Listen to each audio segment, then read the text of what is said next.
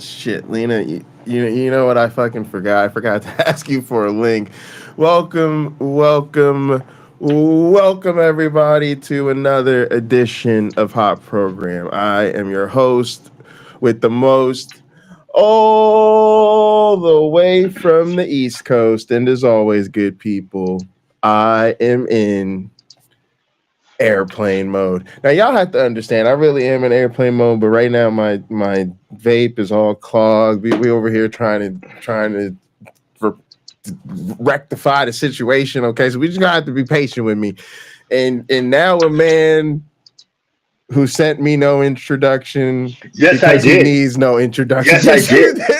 No, yes, I did. Oh, did you? No, man, you actually sent the freaking introduction early Oh, rather and than now a seconds man, before it was needed. and now a man who has eaten the equivalent of hundreds of Pizza Hut Supreme pizzas, but does not consider himself a supreme being. A man who needs no introduction. Yeah. How are you doing I today, my one really boy thought it friend? through. I really thought it It's a through. good one. After some soul searching, I'm Did doing you okay. always like Supreme Pizza? Supreme Pizza had to grow on me because there's vegetables on it. When I was a kid, I did not like any pizzas. I wanted like pepperoni, sausage. But as I've gotten older, like you could throw some peppers on the pizza and I'm good with it.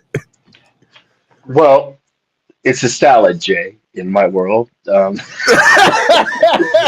It's a salad. The crouton is the crust, but it's pizza salad. Um, I like Pizza Hut pan supreme pizza. If it's not the pan, I don't want it. I think their pizza is no better than everyone else's when it's just the non-pan style pizza. But when it's Yeah. pan supreme, I'm a they can I'm a enjoy Pizza Hut some kid. superiority with pizza. Huh?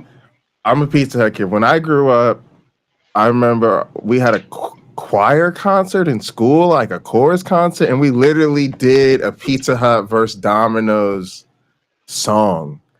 But yeah, I'm still that way. I think all of that like chain pizza is kind of gross. Like I'm from New York, like not New York, but the New York area. Like our pizza here is amazing. But if it's Pizza Hut versus Domino's or Papa John's or something like that, I'm still with pizza. And I don't even think about Domino's pizza. Um, but yeah, we do have a serious topic today, and we actually have a guest. The wonderful Lina is with us. Yes, thank you for joining We us. love Lina. Always love to Lena, see Lina on your early camera. thoughts on Thanks for pizza? having me. You're I'm a welcome. pizza What are your thoughts on taco, pizza? so I like deep dish. I'm okay with that. I'll take any kind. Real quick, I think you're sideways on the screen. He are sideways on the screen, my one black friend. I don't know. Oh my Oh, that's gosh. better. It's fixed. Yeah, but you have to understand this is a real problem for me because I'm in my 50s. I don't do vertical video, but I will for this show. I don't know how to change it. I'm not gonna change it. We're already That's running behind. Let's just go. And my Oh, child can so think I Randy joined the said future. Jubilee. I hate Jubilee. They're just the downfall of humanity is captured in Jubilee. Has released 25 atheists versus Jordan Peterson video an hour ago. Yikes. They must I'm have sure. screened their atheists extremely carefully. If I'm Jordan Peterson looks good, boy, they found the worst of the worst for atheist arguments. I yeah. wonder if there anyone who would say what I would say. Prove it. we can respond to it if you guys wanted to. Or I don't know how long it is. is anybody gonna? I'm sure it's like an hour. Also, I don't know how people do it because Jubilee will yank your shit. Like Oh yeah. Yeah, Lena, it's they probably take stuff down. this time is devoted to you. Let's keep it that way. Yeah. I don't know that. Again, I Jubilee's have an pretty aggressive. interesting situation No, I here. hate Jubilee. Actually, I can't stand Jubilee. Their production value is impressive, but I can't. I think they're like a glorified modern day debate. Like we don't need this like fake forum of like a transphobe and 25 queer people sit down. Like, I don't know. I just don't like them. I think they're doing the whole enlightened centrist thing. And I'm at a place where like, I don't want to, why do we sit down? Why do we talk to these people? We don't need, I don't know. I don't want to rant about Jubilee. But yeah, I was at first. It's like so many of these things. I loved it, and then I actually watched it and thought about it, and now I hate it. Is this a pattern with me? No, I think it's another example of some of the things that we've been talking about, especially with the other drama that's going on in our community right now. Yeah, it's the same thing that happened with TYT, right? I first found TYT. I was like, oh, this is great. So you watch a little bit more, you're like, what was I thinking? All right, so Lina, tell us about why we're here. Give people the story about what happened. We said we're here to fight for justice.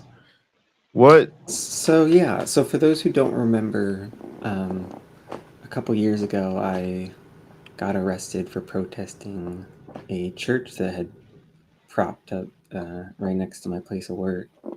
So maybe we could start by getting back into that and just recapping on where that situation left off. Yeah. I think a lot of people didn't even realize I chose to protest. It had started off with me trying to interact with the church leadership and trying to confront them on the bigotries and violence that they were espousing. And they ended up calling the cops on me. So I hadn't talked to them or engaged with them for like a year since that. And then, of course, this was during the height of the Palestine protests, and I felt I had to do something. And nobody in my community was organizing anything because I'm in Mission Viejo, California. So I decided I would go up by myself and I would protest against this church on Easter. And it was I believe it was the same day as Trans Day of Visibility. And it was also the same day that Israel violated the ceasefire order from Biden and continued bombing. So, I chose a very contentious moment and a moment that I felt was important to speak out. I stood outside of the church near the entrance and I said, "Shame on you fascist groomers," to the people walking in. And they did not like that. So let me jump in here. When you were you shouting at them? Did you have a sign? Where were you standing? That sort of thing. I started shouting when the cop arrived and started harassing me. Then I started chanting because I felt I had to raise my voice at that point. But it started off with me just standing outside on the sidewalk, talking to the passerbys. And the sidewalk is. Do you have an attorney for this? Yeah, we already lost the case. We're gonna appeal. Oh, you did. Okay. It was, yeah. I mean, the whole thing was, the whole thing felt rigged, from the jury selection to the jury instructions to the prosecution and the sorts of misconduct that they engaged in, particularly around my identity, and it was awful. Yeah, did you want to talk some more about that? I mean, just to give people a feel for what happened. Yeah, probe me with some questions about it because I don't. So there was some stuff during the jury selection and instructions that I thought was really not okay. So the arrest charge was Penal Code 302A, I believe is the number. Disturbing religious meeting. And the case law for it only has one other case in its history. And it was a case, I believe, like in the 70s or something. And it was it was like a violent altercation outside the church. People were banging on the doors. One of the windows broke, and like someone had to go to the hospital. So that was like the only case study on this particular penal code for disturbing a religious meeting.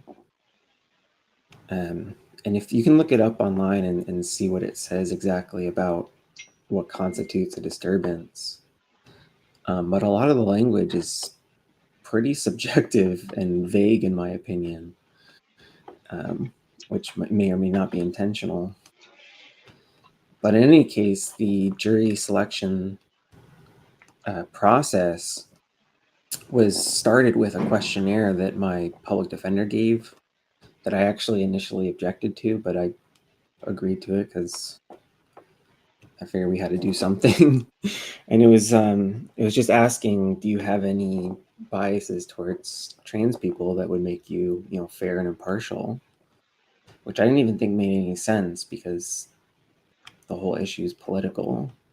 So I don't know how you could be fair and impartial and detach that from the fact that as a trans woman, I'm protesting against a transphobic hate church and flipping the groomer rhetoric on them. It's kind of inherently a trans issue. So yeah, we had this questionnaire, and there was a bunch of people on the jury who indicated bias, not just towards trans issues, but there is two people in particular. One of them thought that I was with Hamas and said that I was guilty on the jury selection, like before we even started. And then the other lady was, she said that she was Jewish and that she was concerned about the rise of anti-Semitism. And so she couldn't be fair and impartial. And then just a whole bunch of other ones saying that, trans people are crazy and this and that. And so we get all these back and we go through the selection process. And just the whole way through, the judge is like, he literally gave them leading question, like telling them that the law says that they have to be fair and impartial and demanding that they, follow the law, and not really explaining to them the circumstance of the case. I actually cried during the one interrogation of the Jewish lady because she didn't want to back down. She kept like being like, yeah, like I get that you're asking me to be fair and impartial, but like I just don't know if I can do that considering like my biases. And he just like grilled her. It was wild. And my heart broke. Well, To be honest, a Zionist. I mean, to be honest, it feels like that feels like not all Jews are Zionists. Not all. Well, yeah, we know that, but she clearly was fairly clear from her angle that she felt guilty about voting guilty, right, on this issue because she knew that it was related to peaceful protest, and she understands the crackdowns that have been happening on peaceful protesters. And I think that she feels deeply conflicted on that. Yeah, what's also concerning is that you didn't have an impartial jury. And in a sense, you had, which is rare in a sense, conflicted with the idea of an impartial jury. Yeah, and you also the very had nature of the issue is political, so you have to not try to strip all that away from it. It really felt like a silencing of my protest for him to try to make it about the logistical technicalities of, where I was and who, whether I disturbed the sanctity, whether I was being sacrilegious or not. Yeah, I mean, none of that is relevant. The thing I'm talking about too, though, is you had people who were transparent in their inability to be impartial. And then you have a judge who basically sometimes, who first off refused to remove them from the jury pool, like deliberately was like, oh yeah, I'm not. Yeah, that person should go home that day. Yeah, and instead of that, not only were they not excluded from the jury pool, they were then included in the actual jury, and then like given instructions like contrary to what they had already said. So it's, I mean, that is not how that's supposed to go down at all. Yeah, that's, I think that's grounds for an appeal right there. Like it's crazy. You can't have people like that on the jury. Now, a lot of the technical stuff. Well, here was his insistence, right? Go His ahead. insistence was that this had nothing to do with Palestine or Israel, that this had nothing to do with trans issues, right? Like his consistent rhetoric was that it has nothing to do with the culture war or the politics, and going on at length about we can all have our beliefs, but that our beliefs aren't relevant to this case. Just insanity, like frankly, just completely insane, lying to the jury and forcing them to misinterpret or Well, go I along with think this complete farce. I'm And at not the there in very the end, he courtroom. even admitted, because at the end, after the consistent dead naming and mispronouns, and even he got pissed at it and told the prosecutor at the very end for her closing argument, he was like, "Watch the pronouns, because this has been an issue, and if I don't want this to become an appeal or whatever." I think when And then you she deliberately fucked up the pronouns, and it's like. And then at the very end, he made a side flippant comment of like, "Wow, I guess this was about trans issues after all." That's then. I think did It's you on the appeal? record. You got all that on the record. she's I'm hoping appealing. so. Yeah, that's So why we're here. We're here to help Yeah, her you should raise some definitely win support your for her appeal. appeal. I haven't heard Lina, back from my public defender. can you send me the link in Discord so I can add it to the description and put it in the chat? And I also, sorry to talk over you. I just No, you're really good. wanted Go to ahead. say Go this. ahead. You're good. I think you should call Freedom from Religion Foundation and have them take this up. And I think that church should be sued for wrongful prosecution. I'd In like my that. view, from I know this much, right? So from what I heard so far, my opinion is that they violated your civil rights. That's what I feel. I feel And like they it had was an you ignored wrongfully, violation. I don't know whether they had you wrongfully prosecuted or the state of California had you wrongfully prosecuted, but it could be Well, both, the in my lady that called opinion. the cops on me, she was actually one of the. I thought she was a volunteer, and she was one of the ones I spoke with, and we had like an hour-long lunch conversation, and like it ended with me giving her a hug, even though I was like clear that I was disgusted by her support for this church, and like I really wanted her to change, and I was hoping that was, the start of a dialogue. Hmm. So, I gave her a hug, and then I didn't hear back from her for a while. I heard a bunch more hateful rhetoric. I found out this church was one of the offshoots of Oak House Church, which is like a well-known conservative church in the area, and like all these other things. Most importantly to me was the fact that the government, that they had like a bunch of city officials stand up and be applauded the first day, the opening day, for their critical contribution. So it's like not the city government supported founding this hate church. And then this Sharon lady turns out to be one of the sheriffs, and she's like the community liaison. She's like higher up on the power scale than the pastor, which I didn't realize. So she testifies against me, goes on about how I made her feel unsafe and this and that. And just like, I Lena, don't know how much collusion I'm facing right now with the yeah, church and state, but that seems to be the central issue. Is the violation of the First Amendment on both sides, the silencing of atheist, anti-fascist protesters, combined with the immersion of our city government with these hate churches. Do you have you need to also get the transcript from your trial as soon as possible, because I'm so worried there will be an issue with it. Somebody will misplace it. It'll all of a sudden be missing certain parts. Yeah. But yeah, there's so many problematic things from the jury instructions.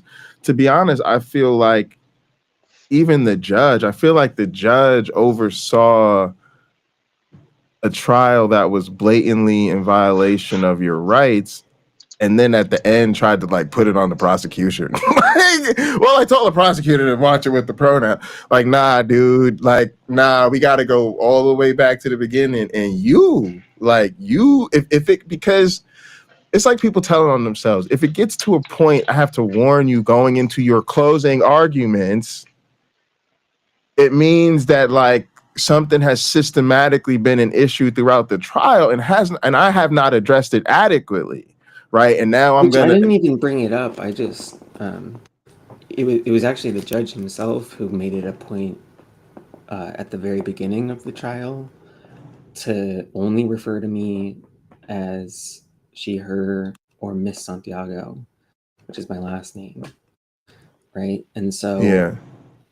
Throughout the trial, I mean, my public defender tried to use my first name, Lina, but throughout the trial, it was only ever when I got dead named by the cop witness or misgendered by the prosecutor. And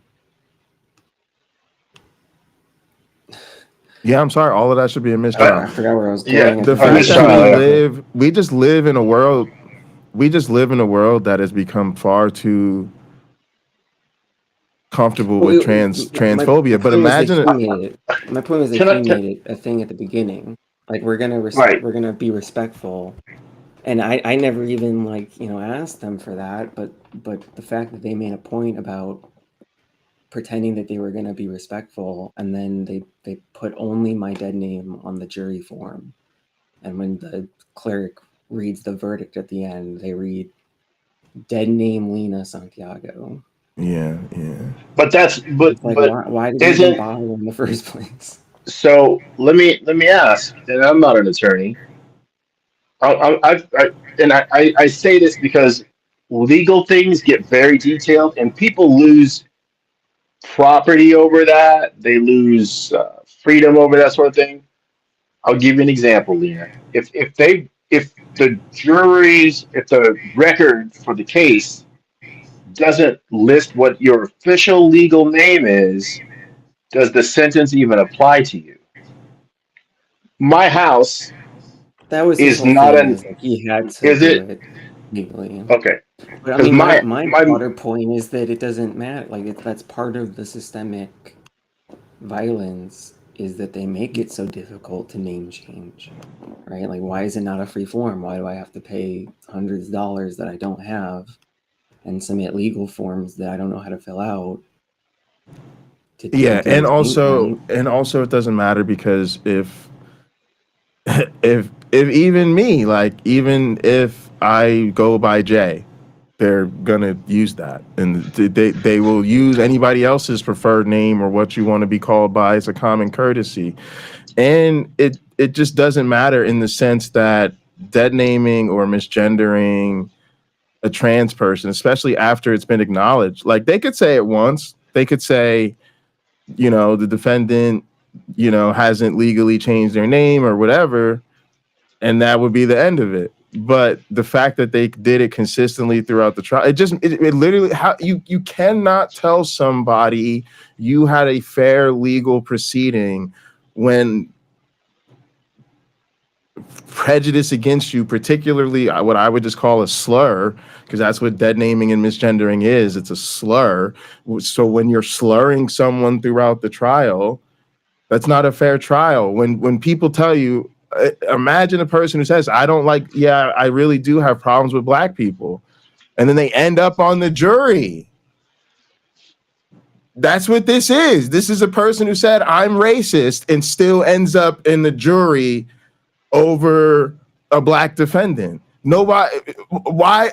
Everybody would know exactly what time it is. They would know exactly how awful this is. But with the trans person, we're like, well, but we told them to be fair. Like, I don't want to hear it. You know, it's a non-starter. Case, especially with regards to this particular context. And then also, to be honest, that is protesting for trans rights against trans hatred. It is a funky law. It is a law. First off, it's a law that most people are not even aware of. Most people don't even know that law exists. People in the chat are even surprised. What? It's illegal to protest outside? I didn't even know there was a crime. Interrupting a church meeting. I thought there was a separation of church and state. Why do they have a special law? Yeah, why do they? Oh my God! 3 of the jurors disturbing the peace. I get. 3 of the jurors were excused because they said that. Really? They were like. Now, see, that's wild. Yeah. Okay. So you stay on the jury pool if you start shopping. In my opinion, get a better attorney and start shopping. So you could be a transphobe and you stay on the jury, but if you say, I don't think churches should have special laws protecting them from other people's free speech, dismissed. That's crazy. Pocket locker. That's crazy work. Pocket locker. I'm suspicious that this sort of comes from there not being a Satan to blame for anything. He's not running around, so they have to pick on real people who are just trying to live their lives and be themselves. Yes. And they can't let that go. They can't let that go. I spoke out. It's because they what? It's because I spoke out. It's because I protested. It's because I challenged the system. Well, you didn't stay in your place. As I shake my finger, as many of no doubt have thought. Like, you gotta stay in your place. I'd be willing to say that. Go ahead. Well, my whole point during the trial was like I got pretty upset at my public defender at a few points, and there were moments where I wanted to object, and just felt trapped, and the whole jury became like she kept bringing the defense back to technicalities of how I wasn't actually disturbing anything, right? And like bringing up the fact that there weren't bouncy houses or lawn games outside, and so it wasn't like me disturbing their ceremony or whatever, and just completely missing the whole point of what a peaceful protest is. Like it's not meant to be disruption, it's meant to be dissent. And that's the fact that they don't like. So like to me, I know for the legal defense, we had to say that, I wasn't trying to disturb anything. So there's and I maintain that, right? Like I wasn't trying to be disruptive. I was trying to raise awareness and call out the abuse.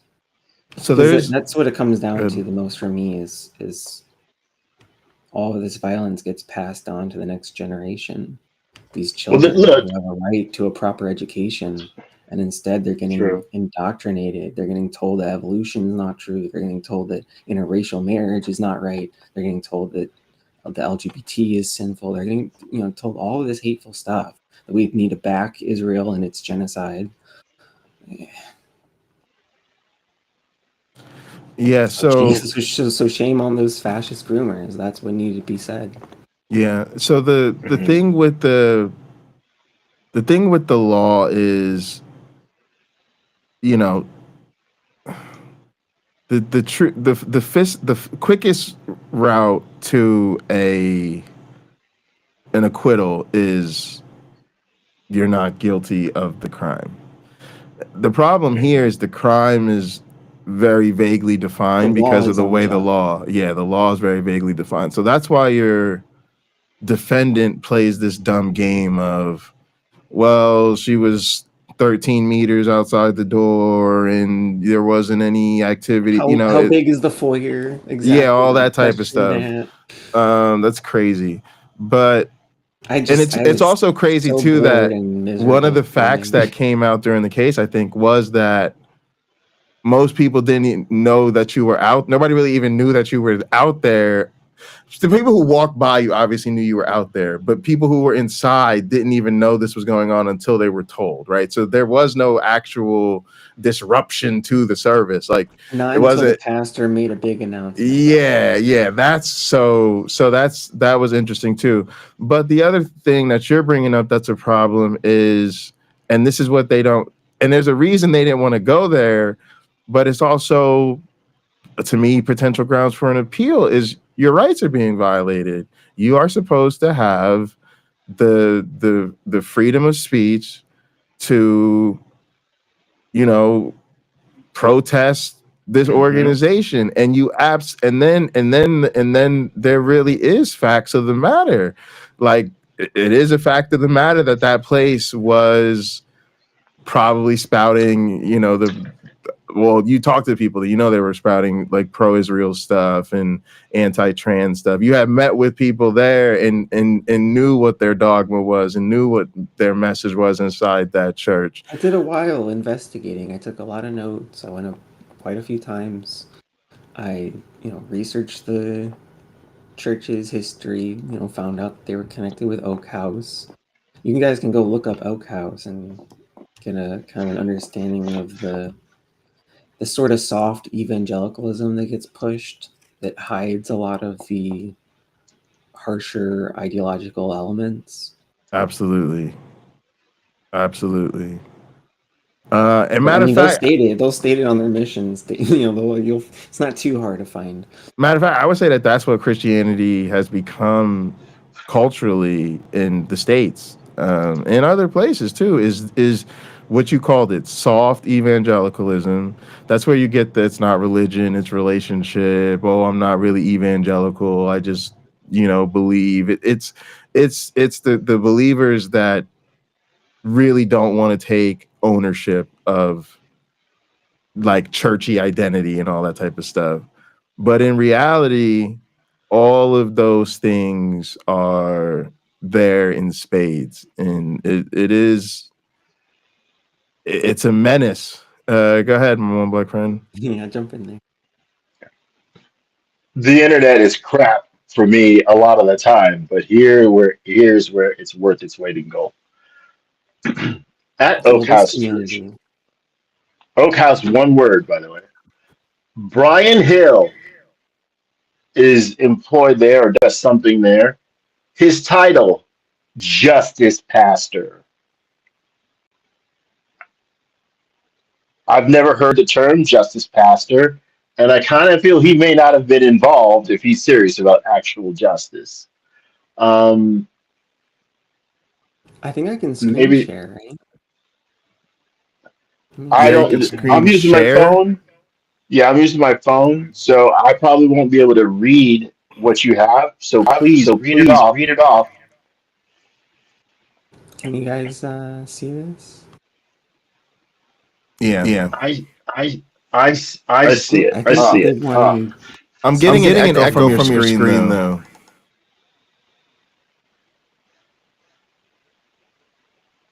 Like I think the way you have probably voice meter set up.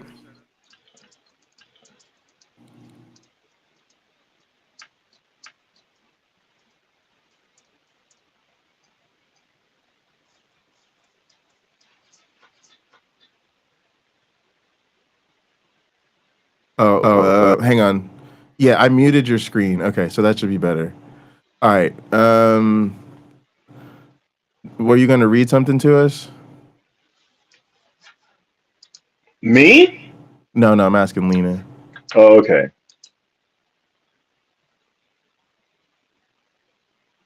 Oh, see now, but I don't think we can hear Lina. Lina, can you say something?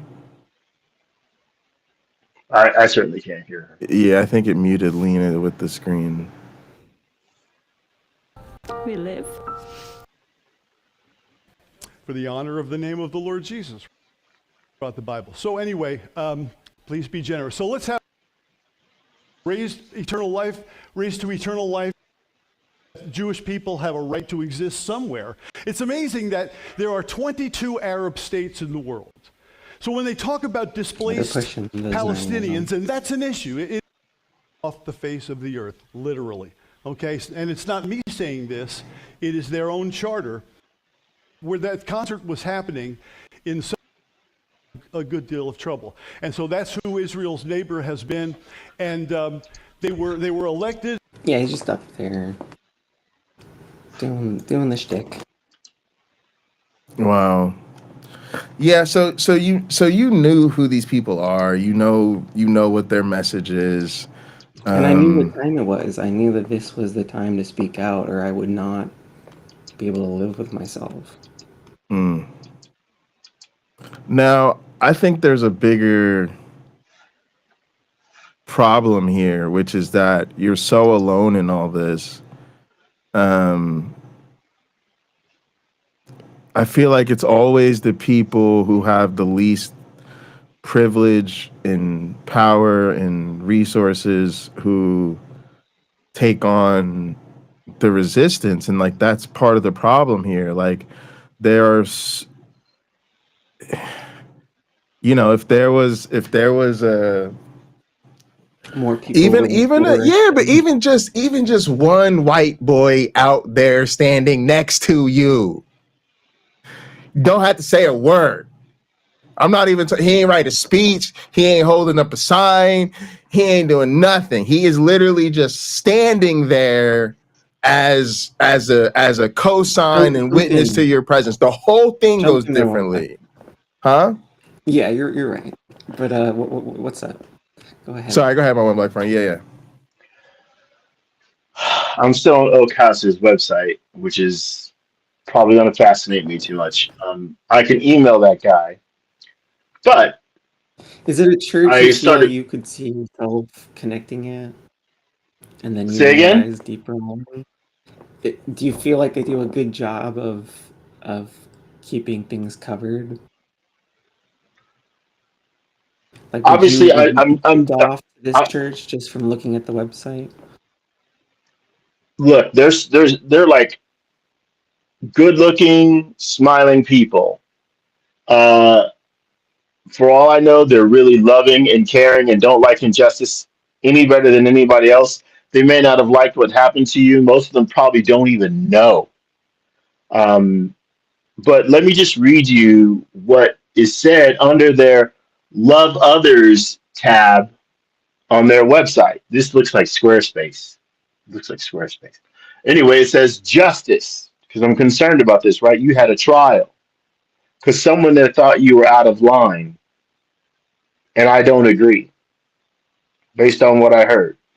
Biblically speaking, in case they use this in court, right? They got me talking, whatever. The Bible says that what one person says sounds true if you only hear their side. But you should hear both sides before making your judgment, okay? So I'm listening to you. I go to their website. They have a section that talks about justice. I'm going to tell you what it says. By the way, let me ask you a question first, Lina. Do you feel you are oppressed?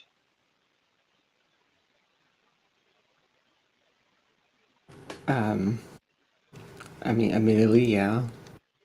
All right. That's a yes or no question. I'll take a yeah. Yes. It says on their justice section of their website. I don't like to see myself as a victim. English is my only language. But let me read to you what this says. They quote Isaiah 1:17, and they add a little more after. Learn to do good, seek justice, help the oppressed. Defend the cause of orphans, fight for the rights of widows. Jesus says this too. Okay? So if you are feels that you are oppressed, in your opinion, before I read the rest of the response, should have been. Because you are standing there doing what? You feel that people in Palestine are being oppressed. It's not that some random Israeli can't have a home and a place to live. That's not your issue. Your issue is about those little kids dying and the people that are not soldiers, but simply Palestinians trying to live their life. Them dying. There's your issue. You are, in fact, helping the oppressed.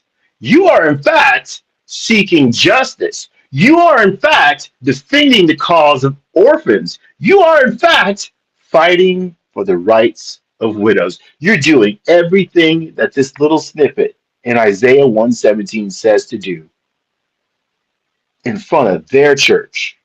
I don't know if they're doing it in their church. I don't know. I'm not there. I don't go there. I might find it fascinating because I love religious people so much. But it goes There was on. Someone, go ahead.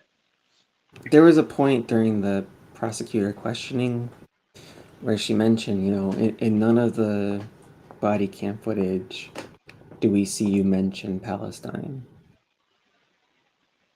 And I don't think people understand how afraid I was, like watching these college students get brutalized by the cops, seeing the public support turn away, and living in a conservative county. I was afraid to make it all about that, even though I felt deep down it was about that, and that all these issues are deeply interconnected, that there's trans people in Palestine.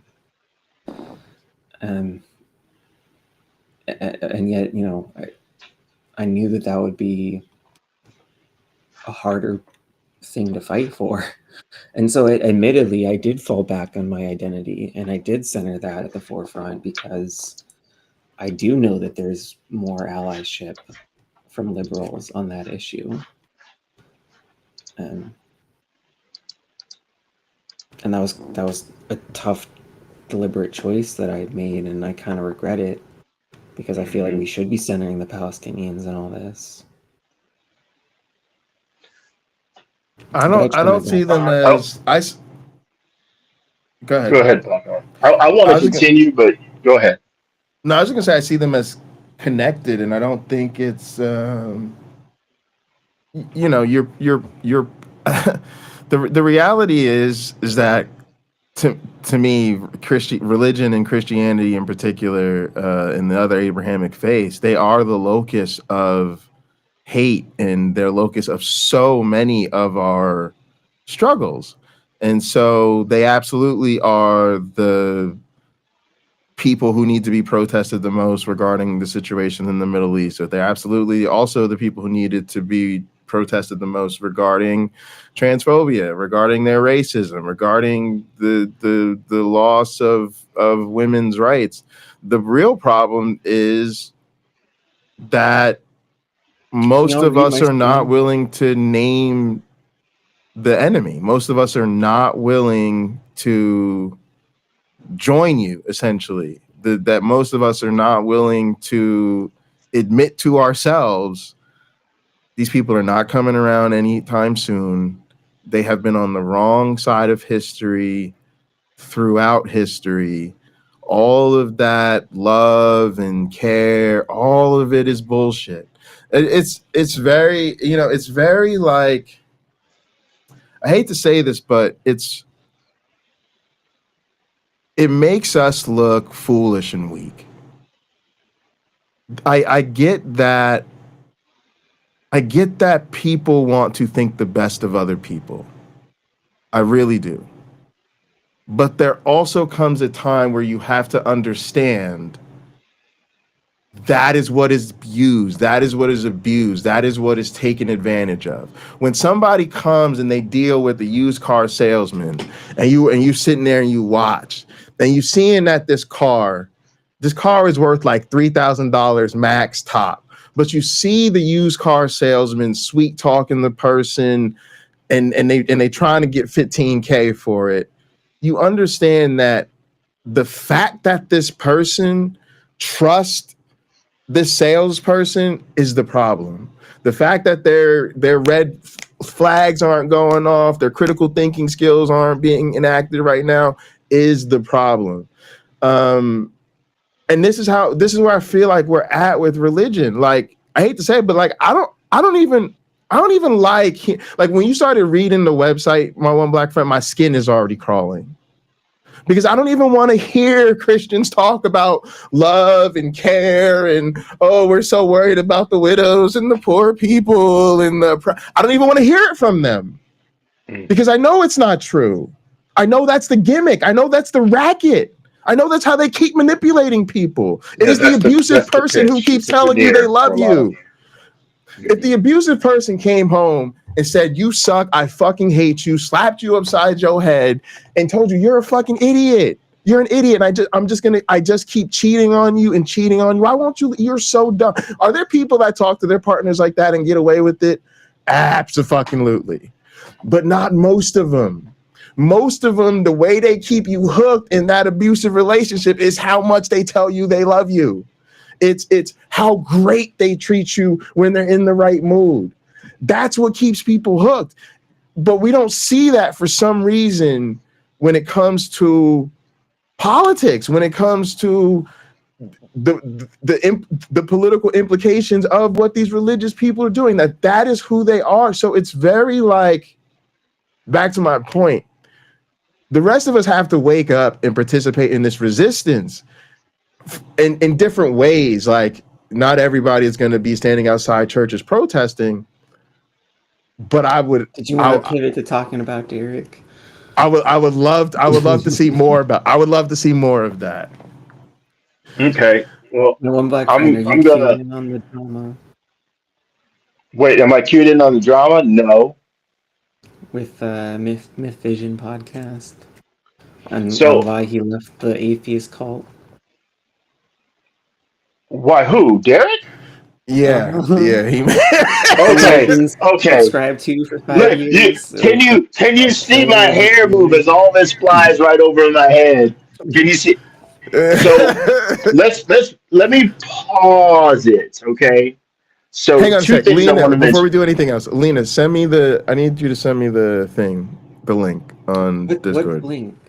I thought you had like a GoFundMe or something. We're supposed to be. Oh, are we getting into the begging for money part? Okay, let me preface it by Begging for money. I think PC has the links, so PC should be on top of that for us. Thank you, PC. But I need the link so I can add it to the description for later. Okay, I'll make sure to get that to you. But so yeah, so this court case took a week out of my of being able to go to work, and I've been underemployed for a while now, and I've also just been pretty emotionally overwhelmed with everything, and it's been affecting my motivation and my ability to do a bunch of interviews and just like really fight for a second job, which is just not what I want right now, because what I actually want to be doing right now is organizing with the local group that I've gotten engaged with, which is OC Indivisible. It's this nonpartisan organizing group that I've been trying to help do social media for, and as well as shift them over to the left politically and try to do some reform and some revolution there. But yeah, I really can't be facing eviction right now, or like waste time on 2 jobs when I really need to be focusing on my activism, which will hopefully turn into a job. But just for right now, I could really use some help. Yeah, no, we understand. So my plea to everybody is, all of this thing costs time and money. I do think you should appeal. I think we should try to sue for emotional damages. I mean, that's not out of the question. You should. It's not Freedom out of the from Religion question. Foundation. Now, I don't know where there's some organizations out there. I don't know where The FFRF ACLU ended up with all of that drama in the past. They may have their own issues, but definitely the ACLU. They said that they would help with an appeal, so I just need to get back in touch with my public defender But the other thing bag. the other thing that I wanted to give support to is the motivation piece. I'm going through a lot personally myself, and it is one of the most difficult aspects of it is that struggling with different things that are happening in your life just drains your it drains your ability to practice self-care, right? And so it's something people don't talk about, like, oh, you need to do X, Y, and Z, but you're going through A, B, and C. Like, but anyway, it's just human. And I definitely have been dealing with that myself, and I'm sure other people have. So I thought I was going to have the opportunity to medically transition years ago, and that's a big part of why I don't speak to my family anymore. That, and they're also Christian right-wingers. But yeah, it's just a lot of compiling factors that exacerbate my mental health problems and my struggles with depression and marijuana addiction and this, that, and the other. So yeah, I could just really use some help right now, please. I know that we're all struggling, and so I actually want to take a moment to thank the people who've already donated. Can I go ahead and do that? yeah. Let me pull the page back up. Give me a sec. Okay, and Pocket Locker, I sent you a link to that Oak House's website where it's the Okay. page where they have a little video, 6 minutes 43 seconds about justice. I've not previewed it. I don't know what they say, but I see people walking carrying a basket. Two people are carrying a basket and one is following them. There's no reason one person couldn't carry this basket unless they were like a child. But whatever. Photographer wants a picture.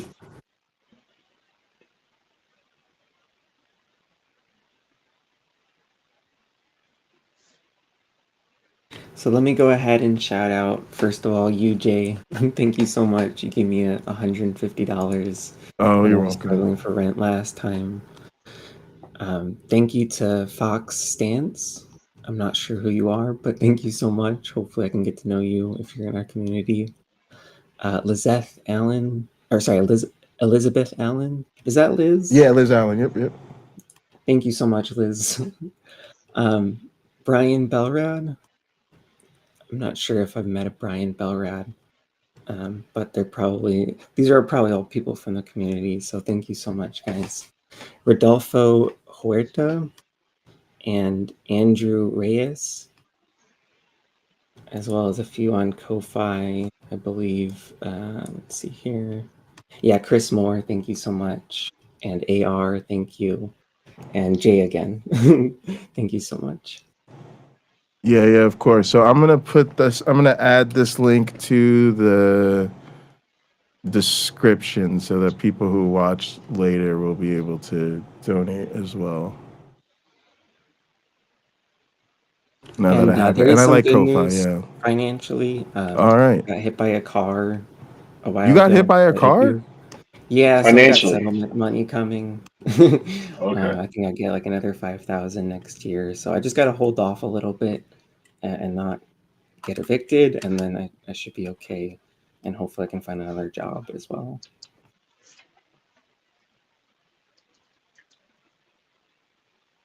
Where is my... But enough about me. I want to get into the fun stuff. And I know a lot of Enough people want to about talk you. about this Derek stuff. Well, hold on. Okay. Because I would like to read this little blurb that the people at Oak House Yeah, go for it. posted. So I already read Isaiah 117, which they feature on here, and I think we all can agree. We've seen Lina. Are you an agnostic person or an atheist person? Oh, I'm an atheist. I Okay, mean, so we technically have. agnostic atheist, but yeah, I don't. Okay, Agnostic is not the label I use. Okay. So we can see you demonstrate what Isaiah 117 is asking of the good Hebrew people in the Bible, right? Later, Jesus essentially rehashes this. So now Christians, right, people who would claim Jesus, should also bind themselves to this sort of kindnesses if they are to be called under his name, right? Oak House has this on their website in addition to Isaiah 117. Justice is loving others by making the concerns of the vulnerable our own. It's our hope to use our time, heart, and resources to bring health and restoration when and where we can to the poor, the hurting, brokenhearted, pushed down, imprisoned, and forgotten. We do this because Jesus made and makes our concerns his. He is bringing health and restoration to us. It's out of this place that we can go partner with him to do the same. Which Now, honestly, that hope is beautiful, but at the same time, I think that very passage itself is a perfect example of how progressive Christianity twists and isn't contorts. progressive. Huh? Well, yeah, Sorry. maybe not this church, but Yeah.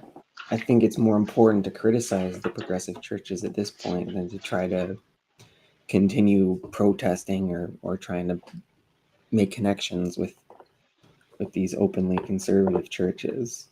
But I actually prepared a speech that I'm going to give at a progressive church that's nearby, Okay. and it's rather pointed about the fact that that Jesus is not a progressive, that Jesus was in many ways horrific, that it's a continuation of the same sort of genocidal, settler colonial ideology that is Judaism, and that that very passage you read, Isaiah 117, is like a perfect example of the sort of whitewashing that happens. So, yeah, I don't know how to like convey that in a way that reaches progressive Christians, because I understand that most of their attachment to the church is not built on rationality, but rather everything else. But at the You same definitely time, don't say that to him. but at the same time, it does perpetuate harm, and it's something that I feel pretty strongly about, that we need secular justice right now. We And do. if we're going to ally with progressive Christians in any sense towards fighting against fascism and the MAGA movement that's happening right now, that we're going to have to be honest about Christianity, even in its most liberal forms, and be honest about the fact that the book might say one thing in one place, but it says a completely different thing in another. And more importantly, the organizations that are following this church or in this book, they're not owning up to what they need to be doing, right? How many of the people at the church I'm going to go speak at do you think got arrested for Palestine?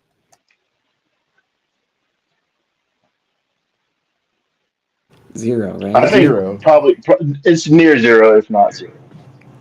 Um, my my thing is, as I listen to this,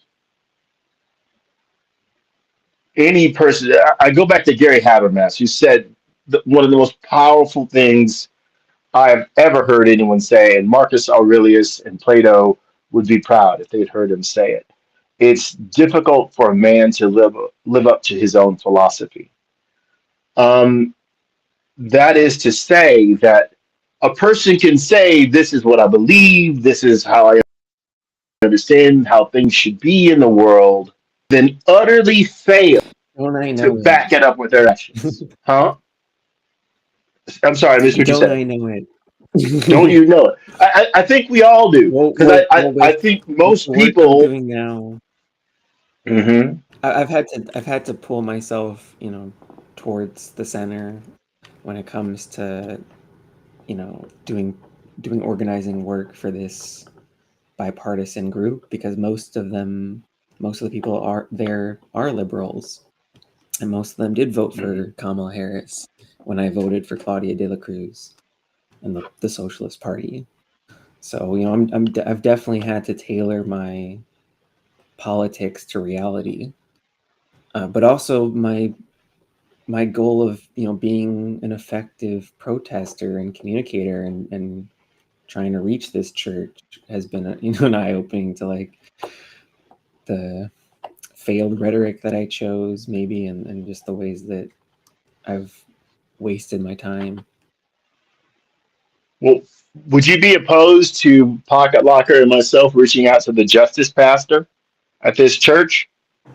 If he is the one that is supposed to be looking out, if he is overseeing this part of the church, right? This part of the church's mission at Oak House, I would like to show him someone was standing right there in front of your church doing what I don't know if they're doing it right. I don't have an awareness level of how much energy they're putting into what you were putting into.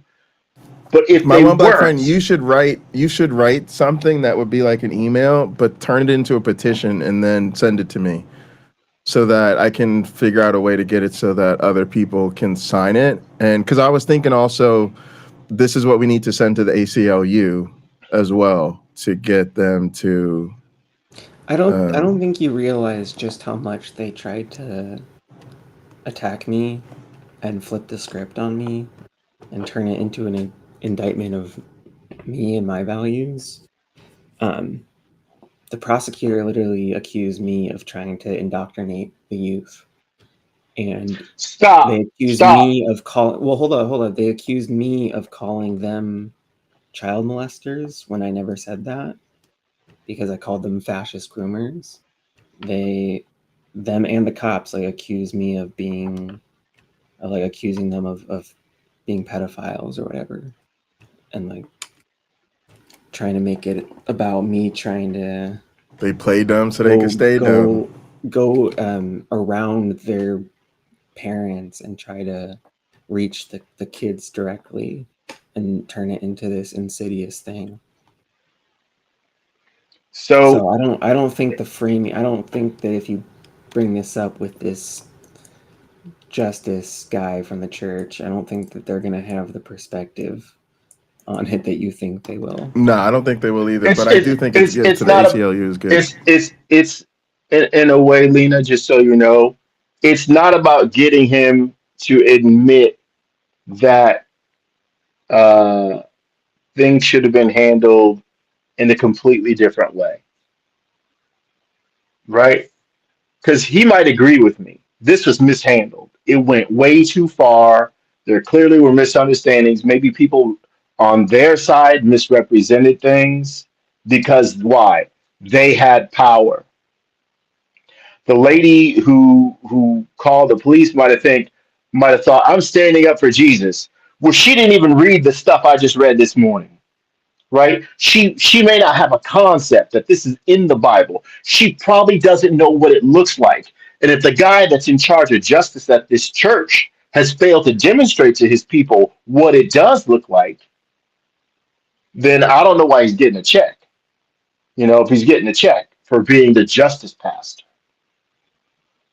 Right? If the non-believer in the Christian religion, is standing there doing Christian duties, they need not cast stones at you for that, right?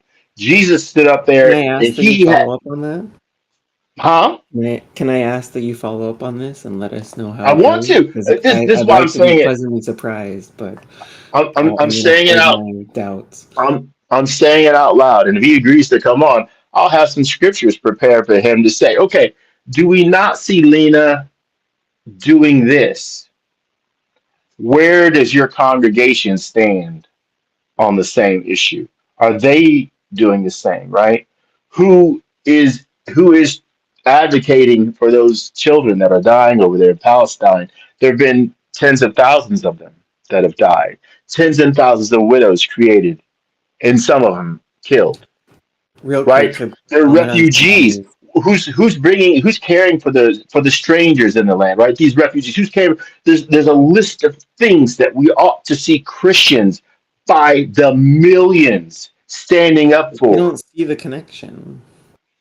They don't. They're not even going to But see that I was standing for Palestine. I hate to okay, be the bearer of bad news, but Christians don't care about any of that. They Well, real don't care. Go ahead. Let me address the comment because she did appeal. She objected in all the right places where she could, and like on reflection, like obviously I was upset with the defense, but I don't think that's at all the fault of my defender. I think she did a fabulous job. I think it's just the circumstances of the trial and like the fact that she had to go along with it to begin with. So no, Yeah, she and definitely did, especially right at the end there because it was so deliberate, right? Like she gives this closing speech and she repeatedly says the defendant instead of my pronouns. So it's, the defendant this, the defendant that, sometimes, awkwardly in the same sentence. And at the very end hits it with and that's why you have to convict him guilty. Yeah, I mean, there was a lot of Christianese dog whistling that you talked about that happened throughout all of this process too. And this is what I In the mean, like instructions where it's talking about like irreverence to God and the sanctity of the meeting and like disrupting the fellowship of the coffee stand that was outside. wait, a coffee stand at a church? Yeah, I disrupted the fellowship of the donuts and coffee that were apparently at the table there. see, I didn't this is see any all coffee or donuts so at the table fucked. out there. Free coffee or donuts, or did they have to pay for it? Which they did See, offer me when I was standing out there. I that's a was step in the right direction. I was initially offered coffee and donuts by the usher, but right before the cop showed up. All The right. usher might be an actual Christian. They tried to feed you. I give them my approval. I don't know if you want to go into the Derek stuff, which I got a notification from YouTube that Pine Creek posted a video in light of something he wrote, like in light of something with Robert Price. I don't know what that is either. It just showed a notification because I haven't unsubscribed from Pine Creek's channel. I haven't watched it in years. But Is he if covering you two want drama? to, Do we want to hate watch his I stuff? Might be a good way to get into I it. have no concept of what's going on. I've been trying Oh, to he Let's reposted do it. Pine Creek Yeah, said, reno- I thought I'd renovate my repost this house. Well, Robert look at Price the interview in smiles on light your of. faces. If you two want to switch gears and we go into that, it's fine. I'd Because like I to have don't know some about fun. it. I haven't been on in a while, and I really appreciate you guys giving me the chance to take up some of the spotlight and address some of the fights that I've been engaged with. But And I Lina, jump on the drama as well and get those clicks and views. get the clicks and views. I want you to. There's somebody I think you need to contact. He is, at least last time I heard from him. I don't know him. I saw him interviewed. He's a atheist as well. His name is Edward. I'm going to say his last name wrong, probably. Tabash. Tabash. He is in Los Angeles, so he's not far away. Um, he is Go ahead and someone. send me the info. I'll send it to Jay right now. Oh yeah. His website. And Jay, can you forward this, please? And Wait, what there you is go. this? Eddie What am I Tabash. forwarding?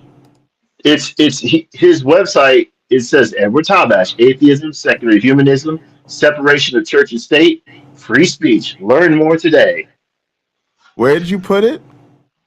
I put it in your. You would have got it in a text message. Can you drop it in the chat, the private chat here? I was saying I we should cannot quit do that. talking about it publicly. Oh, because you're on your I don't- phone? Should I be concerned Yeah. about talking about this? I thought it Did was someone something tell you not to? Well, Joe in the chat saying, which also I don't think the punishment is jail time. I would definitely appeal that if that's the case. I think it's like community service or something, or like fines. Lina, I'm not an attorney, but I'll say this: if they're going to quote you, make sure your attorney quotes me. Call them out on their BS on being selective about Isaiah 117. Well, we don't want to do that for her. Where does Jesus say that? Like, by the way, thou shalt picketh and chooseth.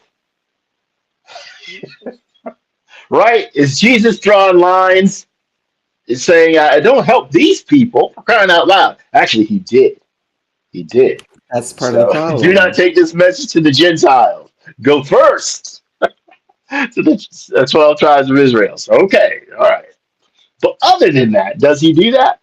So anyway, I just think I hear where you're coming from. yeah, I think your record should get expunged, and you deserve a public apology from the people from the lady who had you arrested. You deserve a public apology. But of course, that's not going to solve at the minimum. the primary issue, which is why I protested in the first place.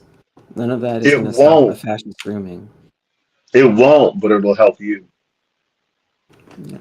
Right? You're Yeah. It is. I think what you have approached is several difficult problems to solve.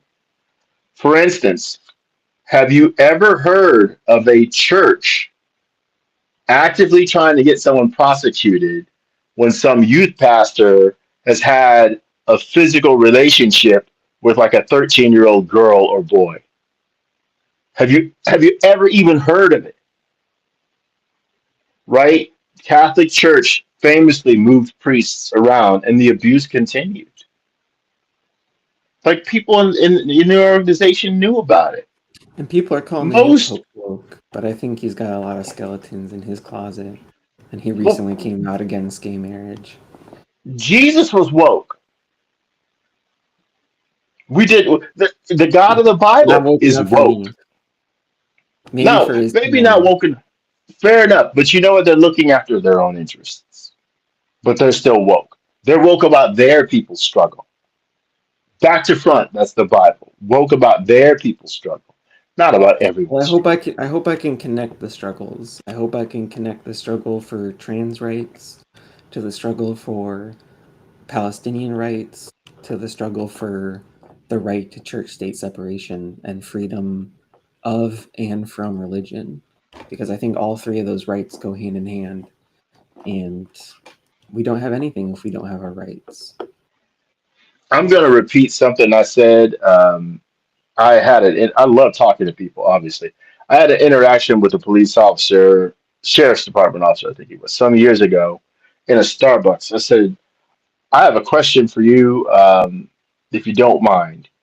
Can you tell me what one thing could you change about the world that would make your job easier? He had no hesitation in his answer. He said, what would make my job easier is that if people didn't take things that didn't belong to them.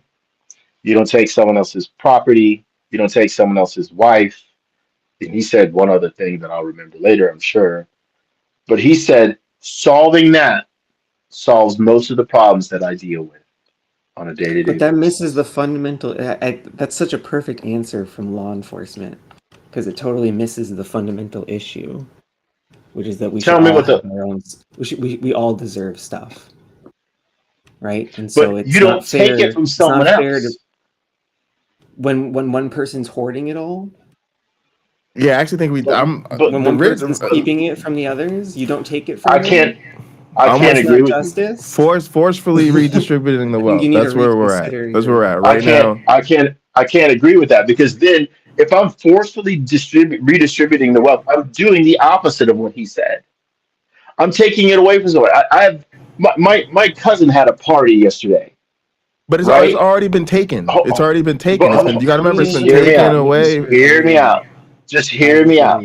Okay. Just hear me out. My cousin had a party yesterday down in Alabama. My cousin started a business. He's doing super well. He started another business that's doing super well.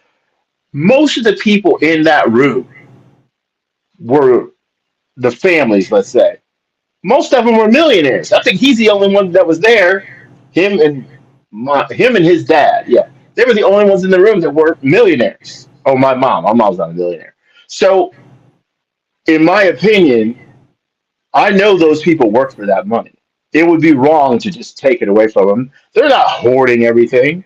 Most of them own two homes. Really, most of them do, or one Well, home, I don't right? think single-digit millionaires are the real issue. Well, yeah, we're not talking about Okay, them. Because... and they're not. So when the officer is saying this to me, you don't steal someone's car, you don't steal someone's bicycle, you don't break Yeah, into their personal house and property steal is their hands off jewelry. for sure. Okay, yeah, and most people agree with that. That's But why this is. but now wait, let me go on. So Lina, you had a right to stand there and protest. What if they didn't take that away from you? There was no need for the police to show up, right? If they didn't take that right away from you, and other rights you have, in my view, you are an autonomous person. You have a right to make decisions that you feel are best for you as long as they don't harm another human being. I have the same right. Jay has the same right. Our audience has the same right. What I don't have is a right to infringe on your right for that. Well, they turned the entire thing into me infringing on their right to assemble and have But their you, religious ceremony.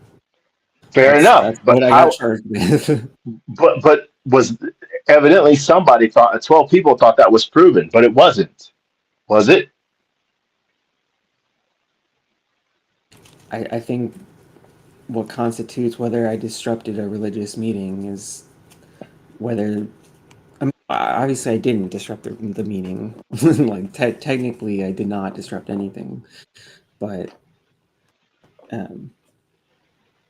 yeah, I'm not gonna like deny the fact that the law is vague and subjective, and that there's people who might have been upset by my presence or rhetoric and felt like their Easter was dampened by me protesting their genocide, but and their fascist grooming.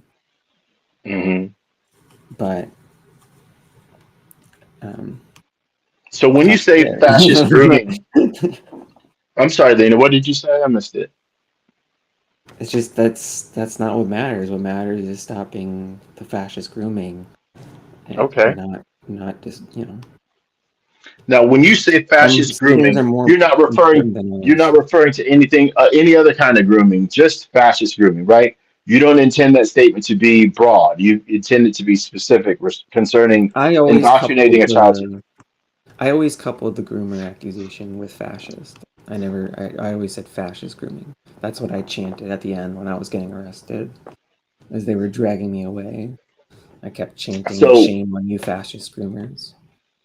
so that is not to be misinterpreted, pardon me, in any other way. It's just a reference to trying to indoctrinate children to be fascists They or to certainly tried to turn it into me accept accusing people fascism. of... Yeah, well, they tried to turn it into me accusing people of being child molesters. Okay. Now see, misunderstandings are gonna happen. And I could go through the Bible back to front and show you But how often it my one black says friend, it, the Mhm. groomer accusation is levied against trans people specifically to accuse us of abusing children, right? That our I, very existence messes with their sexuality and that it's a sexual abuse.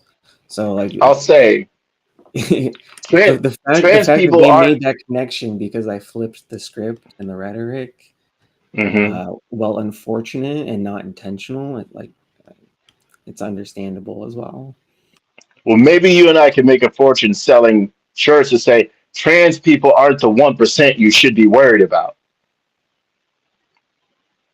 And I Because I think hope you will that agree church that's never true. gets a They aren't case. the 1% you should be worried about. I very much hope that this church never has a case of abuse that goes public, because or that happens at all, because um, obviously that's horrible, but also that would be I don't think the jury would be happy with their final decision if they found out that church did have that problem. I look, the Bible, Jesus talks about how you should settle with people on the way to court if you can. Try to. I'm assuming nobody tried to do that with you, right? There's all sort. See, here's where my problem I tried to lies. do that. You try to do it, but if they didn't, they should be the ones advocating the most for peaceful means, a peaceful solution to the argument between the two parties, you and them. But it sounds like they basically just folded their arms and just waited for you to suffer some more so that they can feel good about their persecution and their suffering. As one person asked them, stood outside and asked them to be better. Thanks to Robin for the $2 super chat.